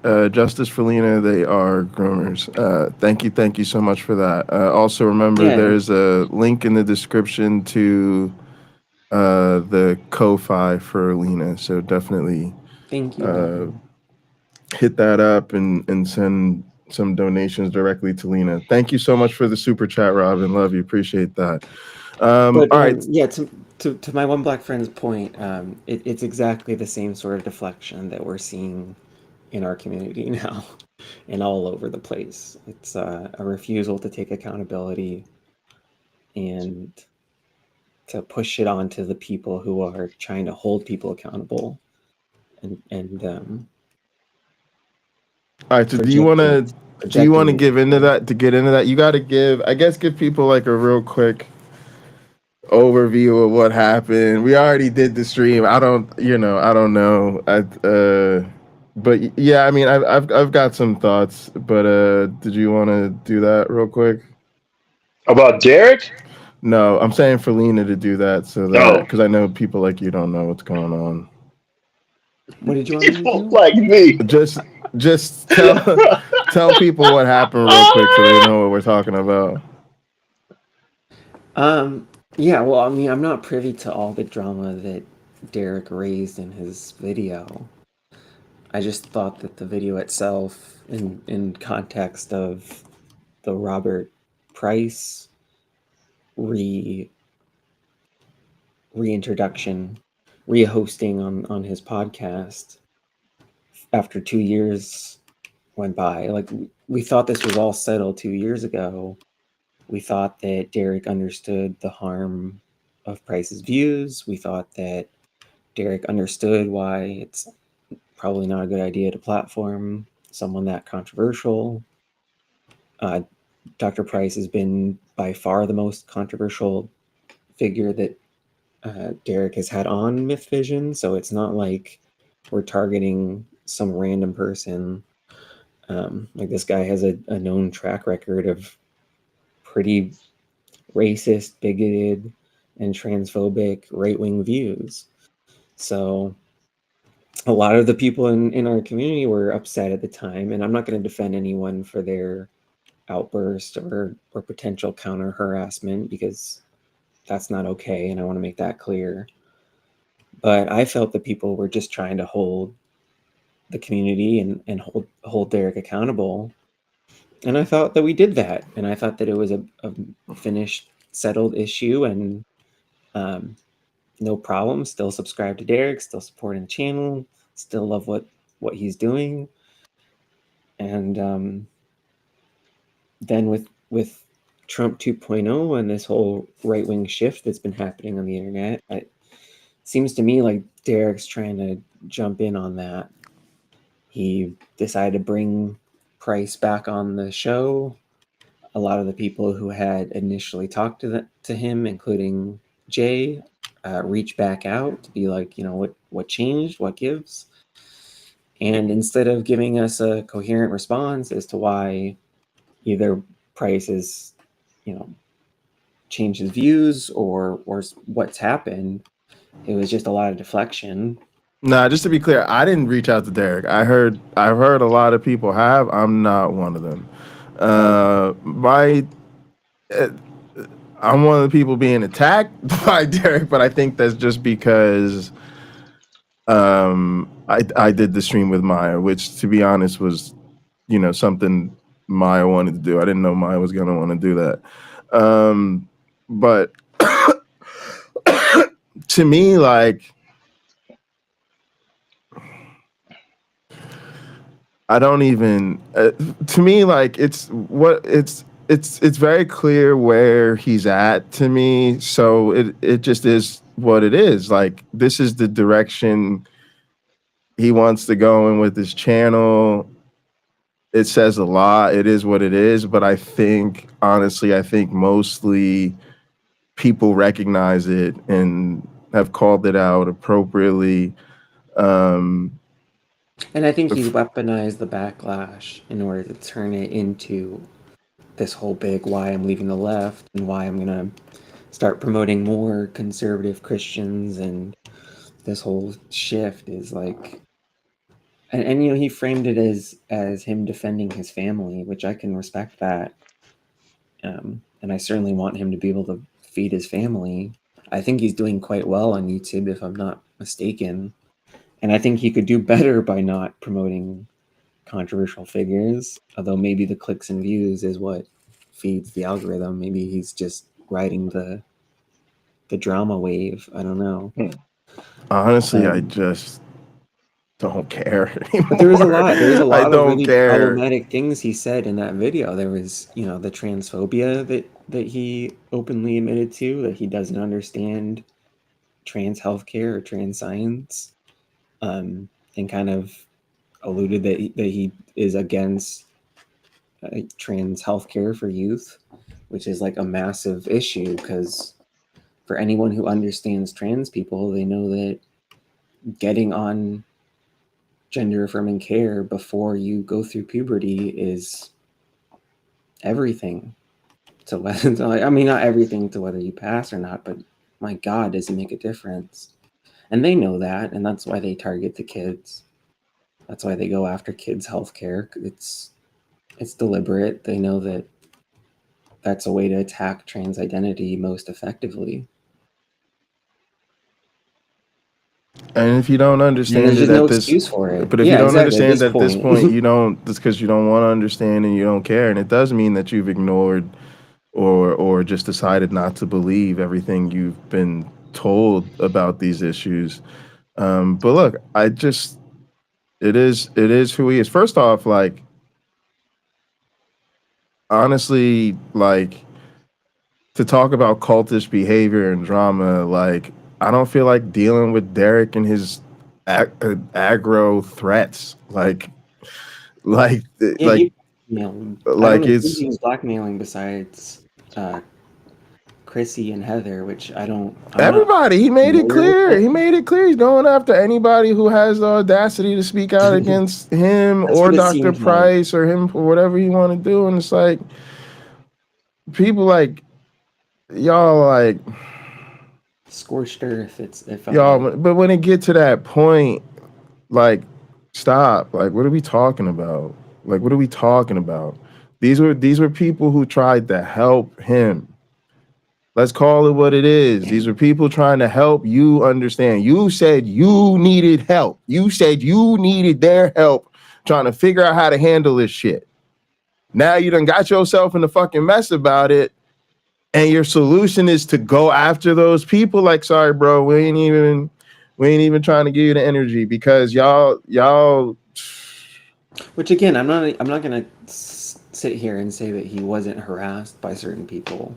I don't know. I don't have all the details on that. I don't really want to get into that because no, that's not my point. That's not my point. My point is, no, people need to understand this is how these motherfuckers are. that these are some aggrieved ass motherfuckers who literally fucking construct situations, literally tokenizing other fucking people, tokenizing marginalized people when it suits them. And when those people dare to not fall in line, when they doing some crazy shit, like you doing some wilding out ass shit, bro. You bringing back Bob Price at the everything that happened with Bob Price, and you being so upset, like you do this complete 180, and then people have the audacity to ask about it or notice it. Now you want to go after you got what 200,000 subscribers or whatever. You really gonna go after people who barely be on YouTube or fucking grad students, have under 2,000 subscribers? What? So many of his comments. Pocket Locker. It's content. His comments were like, "I don't care about this. I want." But I'm just saying, y'all gotta stop. We don't even know who these people are. But y'all gotta stop fucking with us like this. Honestly, like the same way Chrissy like didn't want to deal with it. I don't want to deal with it. Maya probably don't want to deal with it. Understand? Like we don't want to deal with these people. Like I get that it's content, I get that it's entertaining, I get that it's drama, but honestly, I don't want to deal with this. This is somebody who I used to think of as a friend, who has hundreds of thousands of subscribers, who is all up threatening people to ruin people's lives because he wants to platform a bigot. Let him platform his bigot. It is what it is. Honestly, like I don't have the only thing that is interesting to me about it is this, like it just exposes the community, y'all. It ain't about Derek. We have dealt with this so many times. This was the James Apperson situation. This is the Dave situation. This is Mike with fucking Jim Bob, right? This is everybody flipping backwards and making all their content with Andrew Wilson. This is exactly what happened with the Andrew Wilson and Matt Dillahunty debate. This is this community, y'all. We've been talking about the white boy problem and what it really is, and look at the response to this, y'all. Yes, people call it out. Yes, people are like, we're done with Bob Price, whatever. But most people are actually on his side. Well, most people in this space, in this atheist space, they are conservative, centrist, leaning, anti-woke motherfuckers who don't care about the issues that we care about. They are like, oh yeah, we shouldn't be talking politics. Don't worry about the woke mob and all the drama they're starting. We're happy to see Dr. Price back on the channel. This is a space I strictly come here for the Bible and I don't want to talk about anything else. That's what y'all supposed to be taking out of this, is that is what this community really has been. It has a deep history of excluding marginalized people. It is not a bug, it is a feature. When we are asserting our issues in this space, we are doing so at our own peril, because we are seen as a disruption, and people are not behind us. They really want us to just like go away, which is why we have to construct our own spaces to center on us. And at the end of the day, like they will literally treat it like personal attacks that then justify them attacking us. So like, again, y'all, it's like the William Freeman situation where like people wanted to make 32 hours of content debating whether or not a raccoon image is racist, when newsflash for you, a raccoon image is racist. That's just a fact of fucking history. Motherfuckers wanted to make 32 hours of debate about it just so they could say that the person who was doing it wasn't knowing they were racist. Meanwhile, the person's on their own fucking YouTube channel admitting they knew it was racist the whole fucking time, laughing about it, literally calling themselves the KKK. Actually, though, the Coon Cult Crew or whatever, they literally call themselves the KKK. And then I had to make a video of one of them calling me the N-word. I had to go trigger a fucking bigot so to get them to call me the N-word on air so then I could broadcast that so then y'all could really say, oh, maybe he actually was a racist. Y'all just... I just want y'all to see that that's what this community is. Just please, just understand what it is. Black friend. Oh my goodness. But my one black friend, I also want you, go ahead and comment, but I also want you to read this for us because I think this is really good. I don't know what you want me to read. Can you see it? Oh, hang on. No, I don't have it on the screen. I gotta add it. Hang on. I'm using my phone. Hang on. All right, hang on. Let me add it. The print is tiny. All right, what is this? Yeah, I can't. There's a deep rot in the white boy atheist YouTube scene, and it's this. They left the church, but never stopped preaching. They just swapped pulpits. Instead of a pastor, they're now the disillusioned scholar. Instead of scripture, it's ancient texts and mysticism. Instead of converting people to Christ, they're converting them to being vaguely smug about leaving. But the format hasn't changed. Long-form sermons, faux objectivity that hides deep cultural bias, reverence for the text even when claiming to critique it. And more to your point, they never really interrogate the whiteness, maleness, or academic elitism of their worldview. They don't connect their atheism to struggle, to liberation, to material harm, to social responsibility. It's disembodied deconstruction for people who think ideas float in space, untouched by racism, patriarchy, or empire. So what do we get? A pipeline of atheist platformers that quietly reproduce colonial intellectual habits. Guests like Price who can spew conspiracy-adjacent rhetoric because they sound smart. Audiences that skew older, male, libertarian, and emotionally stuck. And all of this is dressed up as truth-seeking, when really it's just a neurotic loop, endless Bible study to soothe the guilt of leaving a toxic religion without ever committing to justice outside the text. If you want to speak up about it, not just Derek, but the pattern, your voice would resonate with younger atheists, queer and BIPOC non-believers, and people who want something actually liberating, not more church in disguise. All right, so let me hit y'all with some shit that I really think about all this. And again, like, it's not even really about Derek, because Wait, hold on, I wanted to let my one black friend get in. All right, go ahead. Go ahead. You can go next. Well,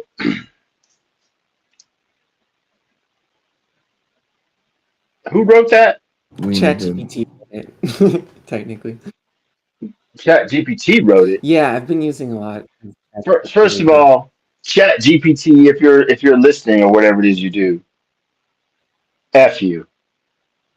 ChatGPT is part of the problem. So what's happening with ChatGPT? We are asking it to do our thinking for us when something like that is written. It goes right to white people. As it names white people, I'm thinking, like, how do I relate to this? Because I'm an atheist. This morning, did I not preach from a Christian website to call them out on their hypocrisy? Yes, I did. So not only could I write something better than ChatGPT, which is more descriptive and not broad and general, where it's just finding lines from other people to rip off and rephrase.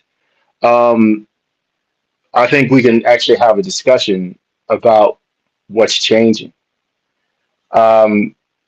There, with YouTube, potentially there are dollar figures, and often huge dollar figures, that will change with a person's ideology. I'm not a Trump supporter, but I could speak intelligently to Trump supporters, those who are brilliant and those who are utter utterly susceptible to bad ideas, um, about how wonderful he could be and why he is the best decision, and then ask for money in the next breath. And I would have had hundreds of thousands, if not millions of dollars roll in. But what matters to me is integrity. What matters to me is people actually getting to enjoy the rights that they celebrate. Uh, I don't think for this me, addresses why I'm you. sensitive, I don't think that message is it you. because This is look, more towards Chat Derek and GPT the can other white try, boy atheists. That's not towards. but I can't even fully agree. I can't even, again. It is, people have to understand that Pocket Locker and I have made a total of what, like $178 off YouTube with super Zero chat money. dollars and 0 cents. There's been super chat money, but whatever. It's probably under $200 in the Yeah, entire but we time we've don't. been doing this. You don't get it to a certain threshold, and I don't. I've received $0 and 0 cents from YouTube. Well, I'm looking I forward. appreciate the super chats. I really do, but until they get to a certain threshold, I haven't made. I don't see them. I won't see them Working, until they get over a certain threshold. working in finance, you can't write everybody a check for everything they do. If it's pennies on the dollar, if it's $2, $5, $10, you may just say, "Hey, can we wait till this reaches a threshold and send you a check? $100, 200, whatever." Um, so this is about money. It's often about money. It's not about ideals. For the lady who called the cops on you, for her it was about an ideal, right? I'm standing up and defending my Christianity, not having a, and I'm going to be explicit here, not having a fucking clue of what's on that church's website, and that she literally did the exact opposite. She literally did to you what people did to Jesus, and she's 100% okay with it, right? No doubt in her mind at the moment that she was doing the right thing. She might have later regretted it after the trial. I don't know. But we have to realize that now immorality can come with a huge paycheck. And all you have to do is talk. If they're not truly your beliefs that you align with and you say that crap anyway, here comes the check. And it might be more money than you've ever made in your life. Once those people who they've been waiting for something to do with their hate, learn that they can get it from this source or that source, and it just keeps being fed. It keeps being fed. They'll pay for it. Gladly pay for it. And other people will hate watch, further increasing the number, further accelerating the algorithm to send people there. Oh my gosh, this is hot. So we are dealing with modern times. I say we live in the phone age, not the stone age, but the phone age, Excusing where in the palms of our hand, like they're yeah, forgive me, what? they're products of the time, but you're not excusing the sort of behavior, are you? They are products of their time. Sure, we all are. I think we can agree with that. But it's what we do with that, knowing it. I would rather, having been told by my father that he had to go in the back door of places because the civil rights era hadn't happened yet, where blacks and other people who were seen as less than finally got to sit at the lunch counter and didn't have to give up their seat. Finally, didn't have to sit in the back of the bus or give up their seat on the bus. Finally, could go to school, better schools with white kids, because white kids usually, not in every case, have the better schools. When things started to become not fair, but more fair. Now, Lina, people are looking at trans people, LBGT people, and saying, well, we're not going to do that for you. Well, why not? Isn't this a civil rights struggle as well? Yeah, but dang, we're tired of losing ground. That's the key. There are masses, by the millions of people in this nation who are saying we are tired of losing ground, which means one day when things really are better for LGBT people, who are they going to hate other than themselves? And what are they going to hate themselves for? The only thing for them to hate themselves for is for holding other people back all that time. I've said it before. The dumbest thing that ever happened in this nation was racism. Because to actively hold a group of people back holds us all back. Now, if people are targeting you to hold you back, they don't see it. They're not smart enough to see it. If they're holding you back from achieving your potential, this nation suffers. The world suffers. Why? Because everything has to move slower. Everything. But it wasn't a dumb idea. If they could just It's a no, foundational core principle to the MO, and most people think it's largely what got us here. And I just think we're in a similar time. I'll play the game with you on another episode. I'll walk you through it. You're no one is gonna disagree with me. You can take the most racist Klansman in the world, and he would have to say, "I have a feeling you're 100% right." I'm not going to disagree with you that racism is a bad idea. I'm just saying it wasn't just More complicated. some idea. I'm just saying we got to acknowledge that it's not about the idea and whether or not the idea is stupid or not. It's about the power Benefiting the people in that it power. benefited people from. And this is Of course, why it's a stupid idea. Point is, all of this shit. my point is Can I that jump in? all the power they wanted, they would have had more. Yes, they would have had just as much power if they had not gotten in the way, if not more. I agree. So, and I'll say, and this go is ahead. why I'm a leftist, because I believe that we need a change in the power structure that's going to help all of us, right? We've got massive problems in the world. We've got climate change to solve. We've got global nuclear threats that we need to quash. We got to get organized on this planet if we're going to survive long term. All right, so then let's this is very get this. important to me because I don't have Jesus to rely on. I've got to rely on each other. Neither do So they. we've only got a few minutes left because we got to. I wanted to touch on AR's comment because he said, I didn't think we're going to talk about Derek in this stream. And I just think it's important to connect all of these issues together. That the core issue that I'm struggling with, the deflection and projection and betrayal that we're facing in our community, and the larger fascist movement that's threatening our planet, these are all interconnected struggles. And that's why I try to fight to redefine atheism in a lot of ways. I don't think it should be about ideas. It should be about secular justice. It should be about freedom from tyranny, religious or otherwise. Well, that's all right. So to connect it to what's going on in our community, that's why what I'm trying to say is like, let these people fucking go, y'all. These people are disordered. This atheist white boy bullshit is a fucking sickness. You're dealing with disordered people, and we're never gonna make progress. Their goal is to sit and hold. They get to ensure we will never accomplish anything because we're first committed to convincing them that our humanity is worth it.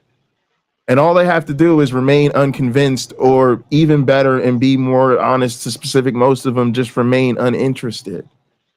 The thing that I'm really at this point down, why do we care?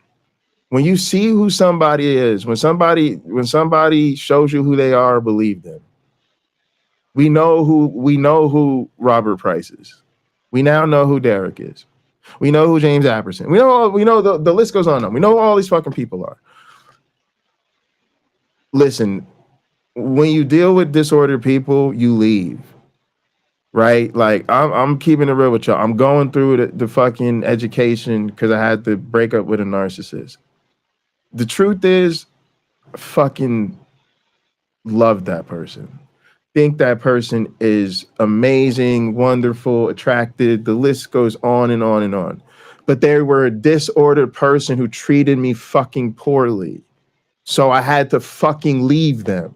I didn't do it because it was fun, y'all. I do it because it's what had to be done. And yes, then you are heartbroken that the thing didn't work out, but you don't go fucking back, y'all. And you don't go looking for closure with a goddamn psychopath who has no fucking empathy and isn't going to give you any. It's only going to give you more pain. And that's what the fuck you're dealing with the situation. What do these guys do every single fucking time? Oh, I'm so sorry. I didn't know that was going to hurt you. And then they do the same shit over again. And then they pound their chest and brag about it. I knew who they were the whole time. I'm going to do what I want. This is my channel. Like, y'all, why? Like, why? Like, I don't want reconciliation. I don't want to understand why they did what they did. I don't want to build bridges of loving understanding so we can all watch each other again. No, they just gone. It's like a flower just fell off a tree. It's dead. It's no longer. And you keep walking on your path.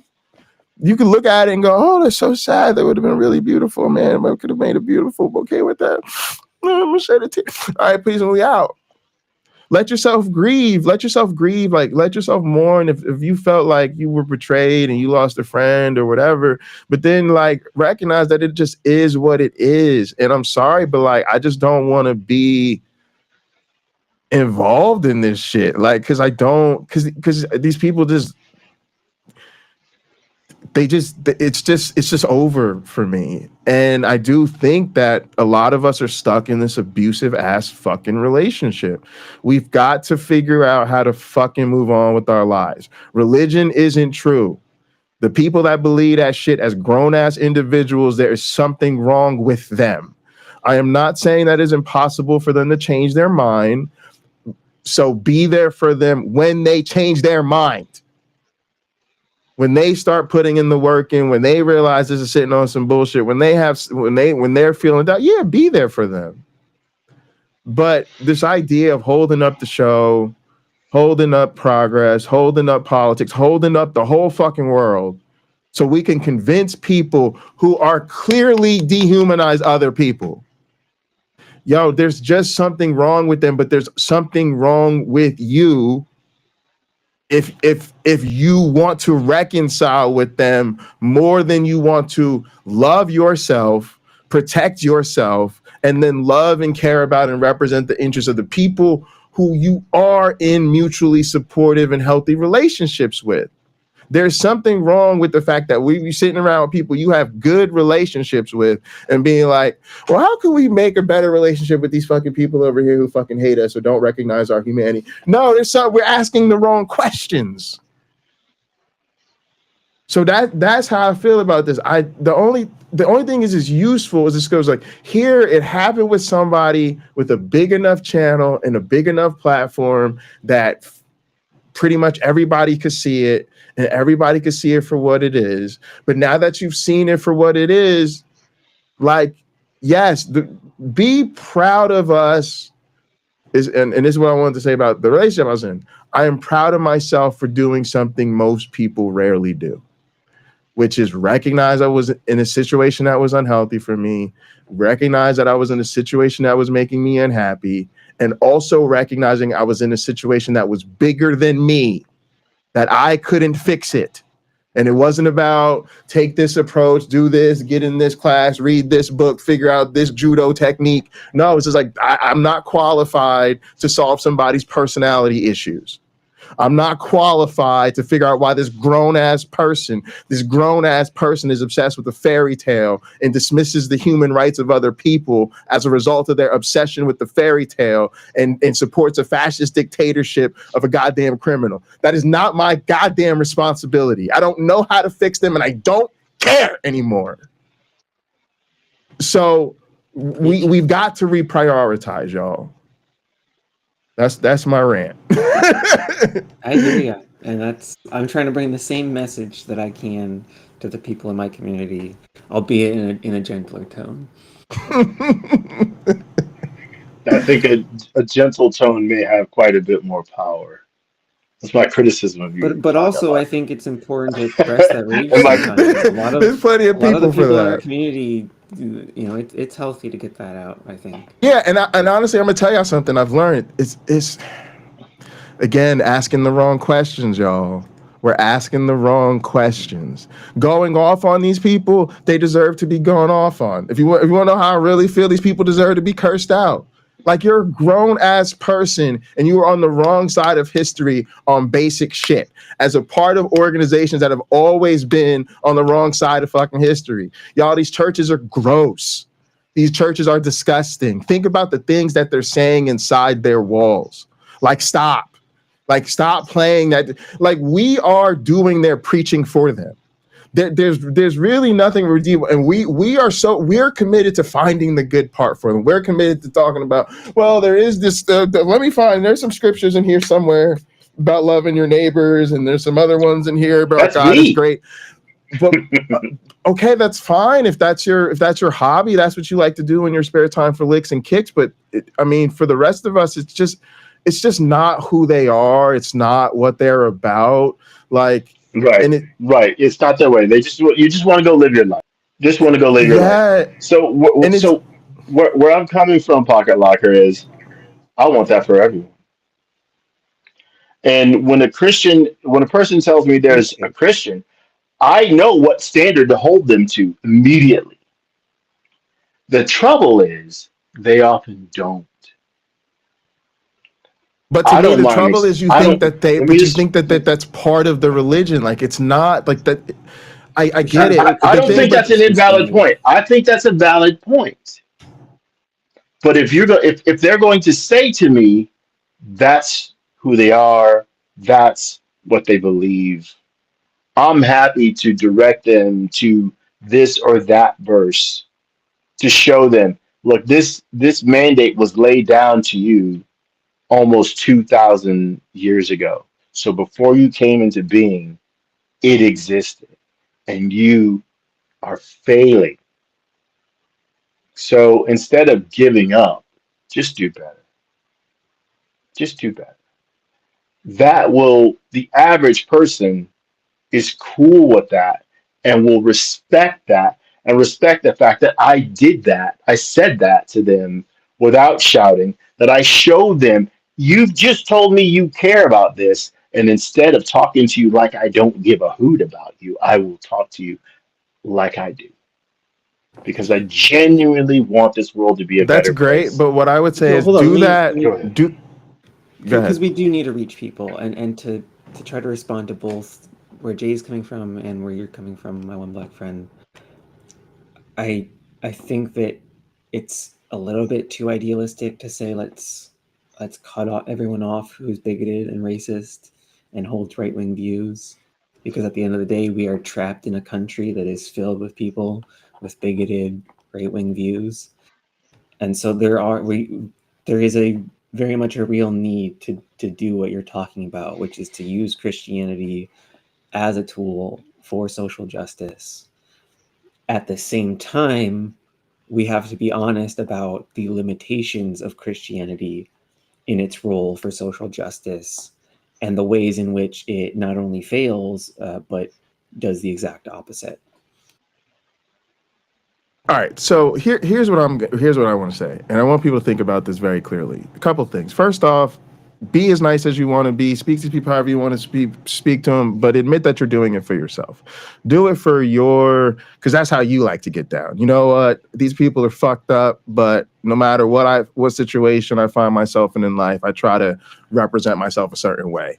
Me, I try to give situations people just so people know I'm not. What most people know, like I'm actually a pretty laid back, generally friendly guy.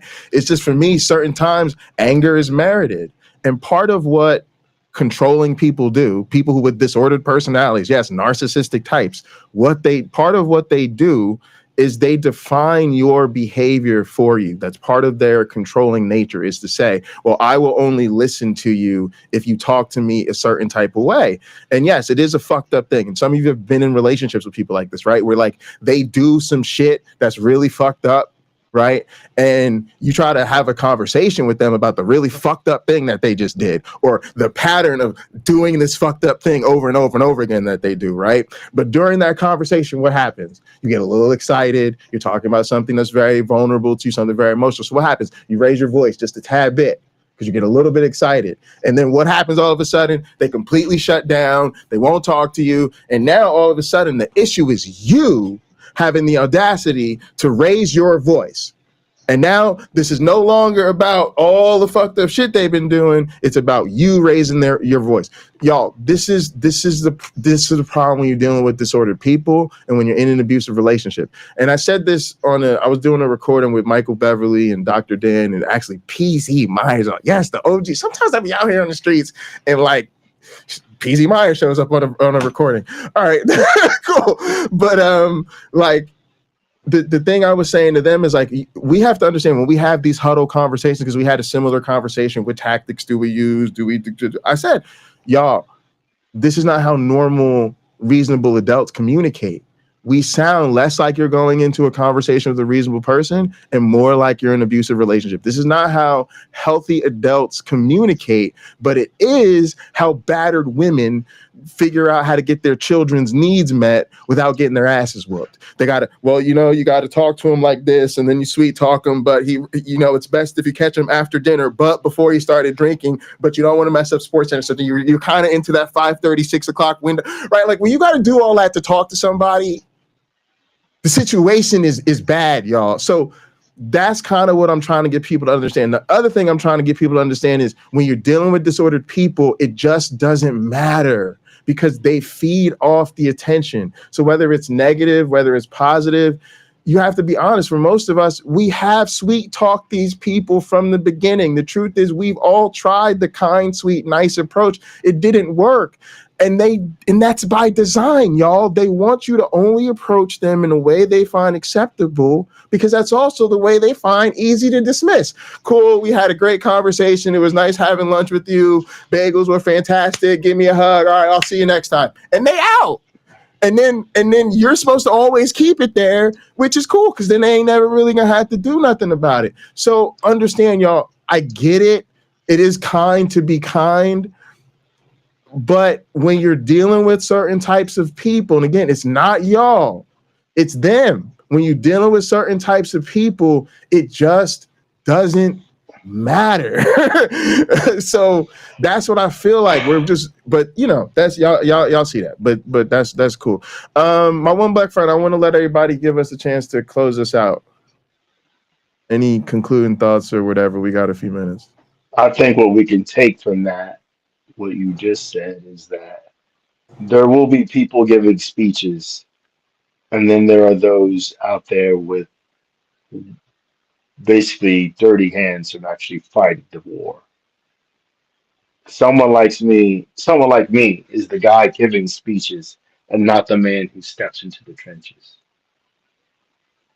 Because there are people on the opposite side, whichever side that is, on whichever issue that is, who are also just talking, speaking passionately, trying to motivate others to change their minds, see it my way, see it their way. But then there are the people who stand face to face with others who utterly support their own side and will come to blows and be destructive about it. I applaud Lina for standing there and using her voice and not being destructive. I do think that is a viable way for change. It's one thing for me to sit here. It's quite another thing to stand there as you did. I'm going to say it's far more brave. It's far more responsible. It's far more serious. And what happened to you was wrong. I think the woman who called the police on you was defending something she doesn't understand. And she has mislabeled herself by calling herself a Christian. And I'll leave it right Thank you. Yeah. All right, Lina, what do you have closing thoughts? I think people get it. I think you guys see how these are all connected issues, and I want to encourage you all to struggle in your own way, whether that means talking to people, whether that means going out and getting organized in a protest group near you. I don't know if you guys have been paying attention. I'm sure you have. There's a lot of protests happening right now. So if you could get involved, I think that'd be really fun and a really great opportunity to meet people and to try to promote what our community brings to the table as far as progressivism. Because I think we need more atheism in progressive spaces. I'll say, Lina, I think you're on a good path. What I mean by that is I think that, one of the great tragedies, like I said, is that you went through this situation alone and that you're in such a vulnerable place and that people with more privilege and security don't join you in that, which is why I quite frankly understand where, a lot of people's resistance to that type of protesting comes in. They just don't want to put themselves at risk, but I feel like you've already moved into a far more safe and productive space, right? Which is like getting organizing and like actually doing events. Now you're not alone when you're doing these things. That much And more of this. I don't want to go back to yeah. You've been really like building this up. Like you didn't let it go, but you've been like figuring out ways to grow. Yeah. So it's really great. And I'm just happy to see you doing all that. And I think more of us need to do the same, myself included, just figuring out how to get involved. I loved that growing up. I was like involved in politics and, sometimes there were protests and things like that, but I also understood that, there was a different type of way to go about the work as well.